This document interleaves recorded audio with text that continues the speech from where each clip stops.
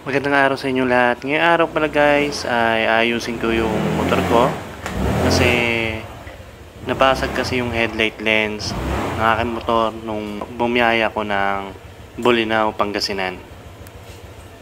Ang nangyari kasi curve yung daan and then may tricycle sa unahan ko nang may biglang dumaan na ba na napakabilis yung takbo kaya nag-full stop yung tricycle. So ako naman alanganin na nakapag-brake naman kaso sumalpok pa rin ako sa likod ng tricycle. Dito guys, tatanggalin ko na yung dalawang screw sa ilalim ng manubela. Tapos sa baba, malapit sa gulong, may 4 na screw na tatanggalin. And then sa loob ng pairings, pag natanggalan natin yung itim na yan na pairings, may dalawang tornilyo at dalawang screw na tatanggalin ulit para mabaklas na natin yung buong headlights.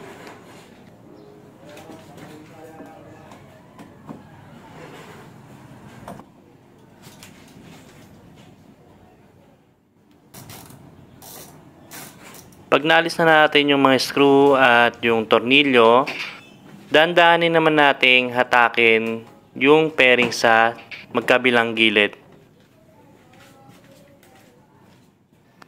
Pag napaangat na natin yung magkabilang pairings, sisimulan naman natin hatakin yung pang-ibabaw na lock ng pairings para mahatak natin palabas yung buong headlight at yung buong pairings. Medyo matigas yung lock guys kaya ginamitan ko na ng flat screw. Iaangat ko lang yan magkabila tapos hatakin ko na ng dahan-dahan lang.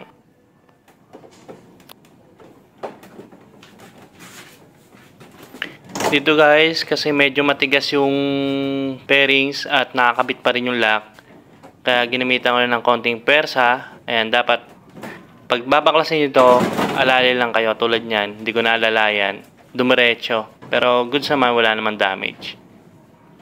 Tinanggal ko na rin yung connection ng wire ng headlights para mabaklas natin yung buong pairings at yung headlight. Nabaklas na natin yung headlight pairings. Magsisimula naman tayong tanggalin lahat ng screw na nakakabit sa mismong headlight para mabaklas na natin yung headlight lens ng motor ko. Allen wrench at Phillips screw pala yung mga ginamit ko dyan para matanggal yung mga screw.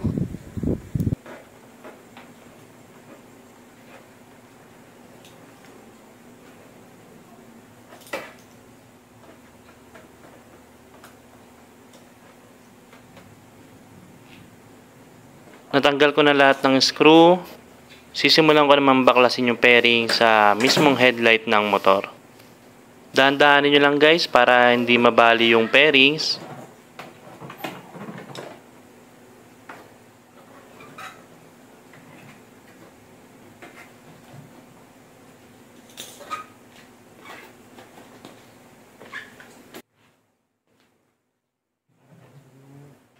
Yan pala yung basag ng headlight lens ko. So dito guys, kukunin ko na yung binili kong heat gun sa online para masimulan na natin matanggal yung silicone glue na naka-attach sa headlight lens. Kung ipapagawa nyo pala sa mga motor shop, nasa 500 pesos din ang pagpapabaklas ng headlight lens at pagkakabit ng bagong headlight lens. Kaya naisip ko, sabi ko kung gagastos na lang din ako, bumili lang ako ng gamit like yung heat gun na magkano lang, nasa 400 pesos lang. So at least may mga gamit pa ako na heat gun in the future kung sakaling masiraan ulit ako. So sabi ko ako lang gagawa. At least nakatipid na ako. At the same time, natuto akong ayusin yung motor ko. Dito guys, sinimulan ko ng palambutin yung silicone glue. Mga 30 minutes to 1 hour ko din yung binaklas guys. Tinunaw yung glue. Kasi medyo hindi ko pa kabisado kung paano yung diskarte. Kaya natagalan ako na baklasin yung headlight lens.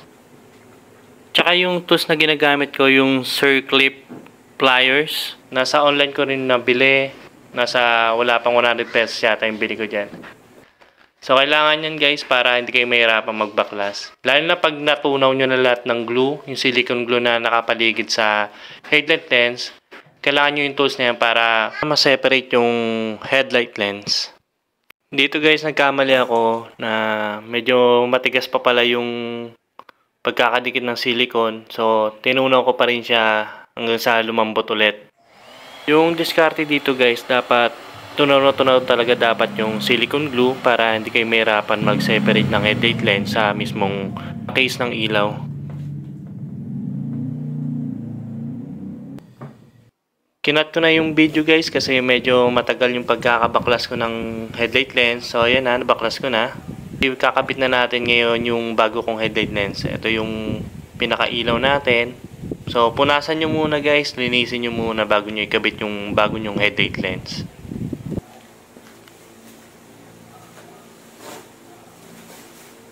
Ngayon guys, kakabit ko na yung nabili kong headlight lens sa online. At buti na lang, pit na pit yung nabili kong headlight lens. Nasa 900 to 1,000 pesos din yan yung isang headlight lens. So naka-promo yan nung nabili ko. Pero usually yung mga price ng mga ganyang headlight lens nasa 1,300 to 1,500 pesos yung range ng price nila. Dito guys, nagkamali ulit ako ng diskarte. Dapat pala tinunaw ko muna yung silicone glue bago ko kinabit yung bago kong headlight lens. So, ang nangyari dyan, dinikit ko agad yung headlight lens na hindi pa natutunaw yung silicone glue. Yung diskarte dito guys, kung ikakabit nyo na yung bago nyong headlight lens, ang gawin nyo, lagyan nyo muna ng silicone glue, tunawin nyo muna bago nyo ikabit yung headlight lens para madali lang siya ikabit kasi medyo malambot na yung silicone glue nun eh. Tsaka nyo i-press ng papasok yung yung headlight lens. Sa online ko lang din pala binili yung silicone glue na kinabit ko, nasa 100 pesos. Yung price nun depende sa haba ng bibili nyo.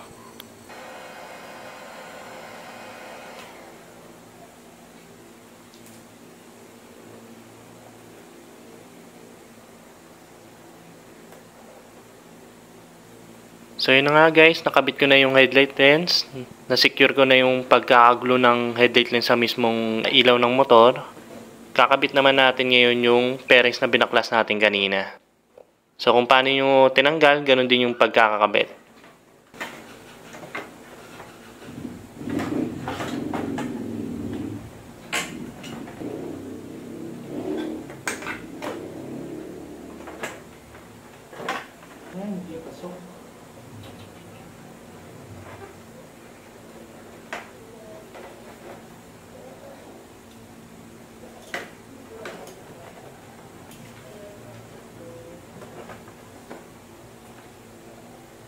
So okay na guys, na ikabit ko na yung headlight sa pairings. Ngayon ikakabit na ulit natin siya sa motor ko. Dito guys, kabit muna natin yung mga wirings ng ilaw and double check natin para hindi na tayo magbaklas ulit kung sakaling hindi gumana yung ilaw. So function naman yung ilaw, so kakabit na natin ulit. Kung paano natin sila binaklas, ganun din yung pagkakabit natin.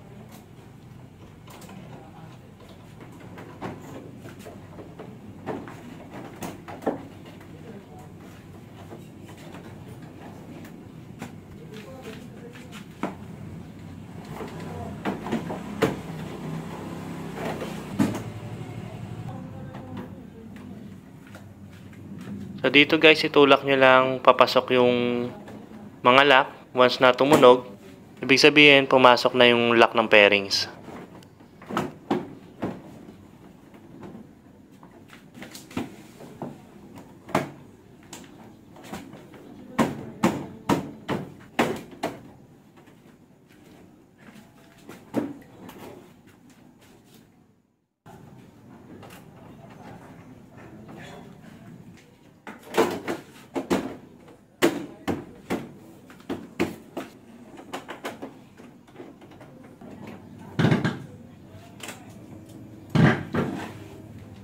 So, dito na matatapos yung video guys, na ikabit ko na yung bagong headlight lens.